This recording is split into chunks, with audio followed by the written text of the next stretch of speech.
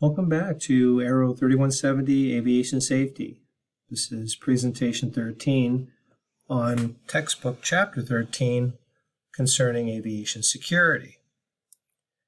This presentation will cover the hijacking era, the bombing era, the global war on terrorism, ICAO Annex 17, Federal Air Marshal Program, the 9/11 Commission, Aviation and Transportation Security Act, and the Department of Homeland Security. So what's the difference between aviation safety and aviation security? Aviation safety practices are designed to prevent acts that are unintentional and can lead to harm. Aviation security is designed to prevent intentional acts of harm. The first intentional attack on commercial aviation occurred in 1930. Peruvian revolutionaries hijacked a Fokker F-7 in South America, one that was similar to the one in the picture here in the slide. The incident didn't receive much attention, and it didn't result in any significant security changes because it just wasn't a concern to aviation companies or countries at the time. Did anyone foresee security threats? When ICAO met for the first time in Chicago at the Chicago Convention of 1944, airlines and airports were relatively unconcerned about aviation security until about the mid-60s, 1960s. Between 1930 and 1967, there were only 12 commercial aircraft hijackings, and out of those 12, only 7 were successful. Around the world, globally, there were only 32 hijackings between 1961 and 1967. This began to change, though, in the late 1960s and 1970s. Beginning in 1968, flights to the Caribbean islands were repeatedly diverted to Havana, Cuba. Worldwide, there were only 32 hijackings between 1961 and 1967, but in the late 1960s and 1970s, that began to change. Worldwide, there were 290 hijacking attempts between 1968 and 1972. The worst year was in 1969, when 33 airliners were hijacked.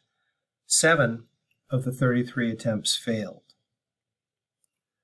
Because of the increase in the number of hijackings, the international aviation community began to focus more on issues surrounding security, aviation security.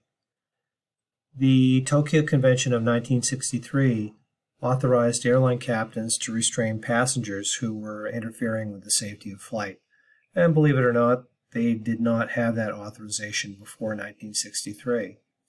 The Hague Convention of 1970 adopted 14 articles related to hijacking, and ICAO, the International Civil Aviation Organization, came up with Annex 17, which is a standard and recommended practice, or a SARP. So what is ICAO Annex 17? Again, it is a SARP, which is a standard and recommended practice. It is entitled Security Safeguarding International Civil Aviation Against Acts of Unlawful Interference. ICAO Annex 17 outlined minimum standards for aviation security on a worldwide basis. Remember, up to now, we've only been talking about security in the United States. ICAO was concerned with global aviation and the security of global aviation. Annex 17 is a living document, which means that it can change to accommodate the needs of aviation security as they evolve. The textbook looks at 3 different eras to describe the FAA's response to aviation security.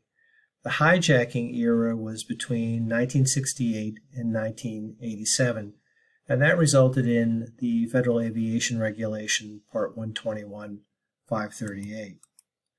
The bombing era was between 1988 and 2000, and it began when the Pan Am Flight 103 exploded over Lockerbie, Scotland.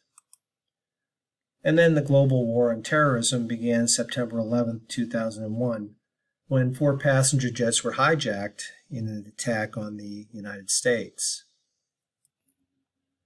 The FAA anti-hijacking program was a result of public pressure in the 1960s and the 1970s.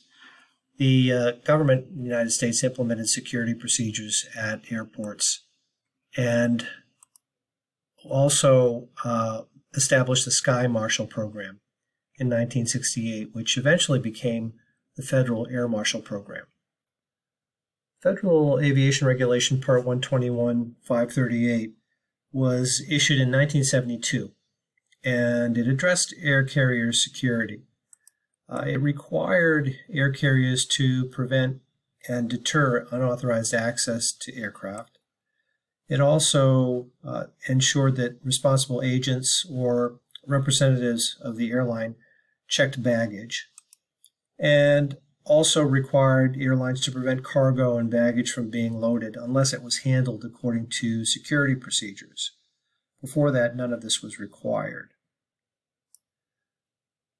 Then in 1974, the Anti-Hijacking or Air Transportation Security Act of 1974 provided for 100% screening of all passengers and carry-on items.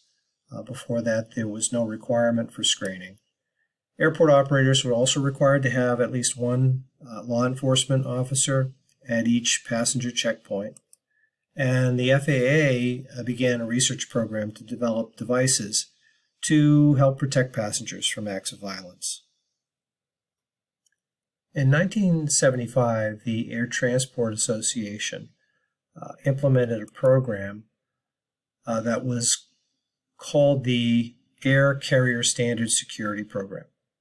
Up to that time, there was no real consistent security procedures around the globe or regionally. There were very inconsistent procedures and inconsistent applications of security regulations. So the Air Transportation Association came up with the Air Carrier Standard Security Program to try to correct that. Then in 1985, in response to the TWA Flight 847 hijacking in June of 1985, which eventually became a hostage situation, the International Security and Development Cooperation Act was passed. This was the basis for the FAA Federal Air Marshal program that allowed for assessment of security at foreign airports and approval of foreign air carriers' security programs. Up to that time, there was no mechanism to review foreign air carrier security programs. Then on December 21st, 1988, Pan Am Flight 103 exploded over Lockerbie, Scotland, and resulted in 259 fatalities on board, as well as 11 people on the ground. The crash was due to a terrorist bomb that was placed in the luggage compartment, and as a result, U.S. carriers were required to conduct positive baggage passenger reconciliation. In other words, bags were not allowed to be placed in the cargo compartment of an aircraft unless there was a passenger to go along with it. Then, after the terrorist attacks of September 11, 2001, George Bush, the President of the United States, and the U.S. Congress created what was called the 9/11 Commission. The 9/11 Commission was an independent and bipartisan commission that was created to prepare a full and complete account of the circumstances surrounding the attacks on 9/11. The 9/11 Commission report was issued on July 22nd, 2004, and there were several findings. The first one they called imagination. The Commission didn't believe that national leaders understood the gravity of the terrorist threat. The second one was called policy. Terrorism at the time was not a national concern. Our capabilities was another finding. The U.S. had been using old Cold War capabilities to solve a new problem with terrorist organizations like Al-Qaeda. And then management was the last problem. The U.S. missed many opportunities to thwart the plot. They couldn't pool intelligence information. In other words, different agencies had information about the plot, but because they did not share information, they missed many opportunities to stop it. So on November 19, 2001, Congress enacted the Aviation and Transportation Security Act. And that is the act that established the TSA, or the Transportation Security Administration. The TSA started operating as a part of the Department of Transportation at the time. Then on November 28, 2002, Congress enacted the Homeland Security Act, which created an entirely new department called the Department of Homeland Security, or DHS, which is a cabinet-level department. The TSA moved from the DOT to the DHS in March of 2003 as part of the massive government reorganization. Integration of all agencies whose mission is to prepare and respond to and protect the United States.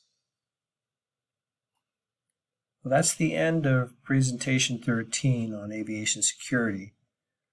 Remember, the difference between aviation safety and aviation security is aviation safety is a practice designed to prevent unintentional acts of harm, and aviation security is a practice that's designed to prevent intentional acts of harm. The next presentation will be presentation 14 on the future of aviation security.